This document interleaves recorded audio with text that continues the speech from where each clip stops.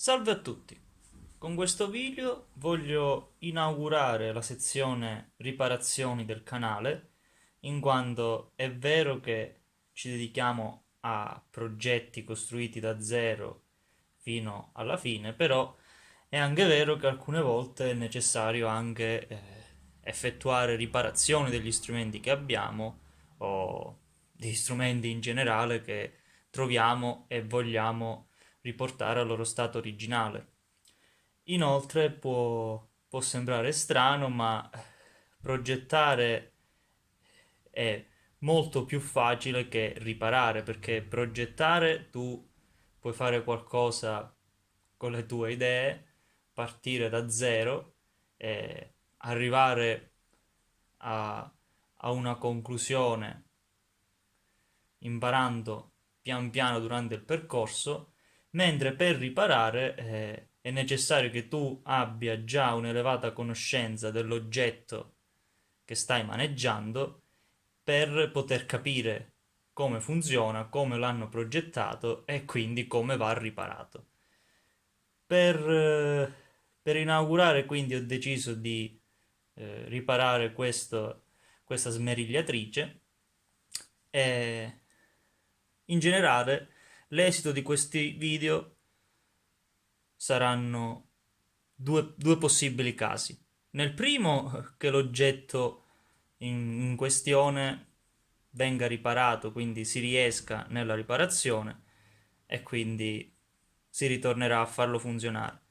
Nel secondo caso, invece, l'oggetto non si riesce a riparare per motivi vari, magari perché il danno è troppo alto, perché non conviene ripararlo per costi eccessivi o perché semplicemente non si sa come ripararlo e, e in quel caso l'oggetto verrà smantellato per poter utilizzare le parti di cui si compone per magari altri progetti, per riutilizzi, quindi cercare anche di fare dell'economia e non buttare via nulla di qualsiasi oggetto che passa su questo tavolo. Ok, quindi iniziamo con questa smerigliatrice. Molto bene. Prima di iniziare a smontarla, voglio connetterla alla rete tramite il variac in modo da salire piano piano e, e vedere magari se, chi lo sa, magari funziona. È comunque una prova da fare sempre, quella di collegarlo all'inizio. Ok, provo a salire. Eh, no, non dà segni di vita. Ok, quindi non mi resta che aprirla e vedere cosa è successo. Ho aperto la smerigliatrice e mentre stavo testando la continuità fra tutti i cavi per verificare che non ci fosse un banale collegamento saltato, mi sono accorto di una cosa abbastanza rilevante, ovvero mancano le spazzole. Quindi è un bel collegamento che manca. Mancano tutte e due. Le sedi sono vuote. Eh, vedo se ho delle spazzole. Ho trovato queste spazzole che tempo fa avevo acquistato per un altro tipo di motore. Ne prendo due. Non sono perfettamente combacianti, ma vi ricordo che queste sono spazzole in carbonio, in grafite, ovvero si tratta dello stesso materiale che sta nelle matite. Quindi anche se non ci va, basta prendere ma, una lima o qualsiasi cosa perché cioè, si graffiano anche con le unghie, vedete?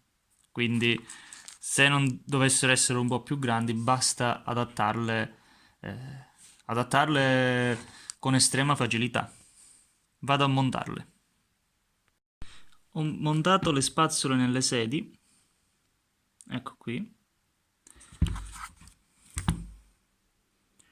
e adesso vado a chiudere il case e effettuo la prova.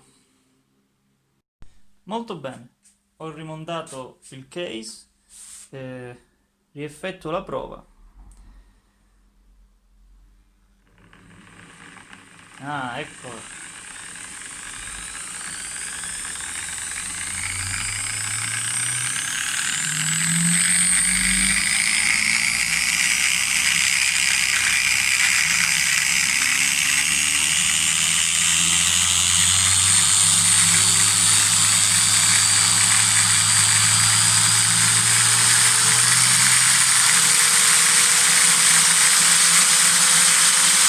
$220 funziona.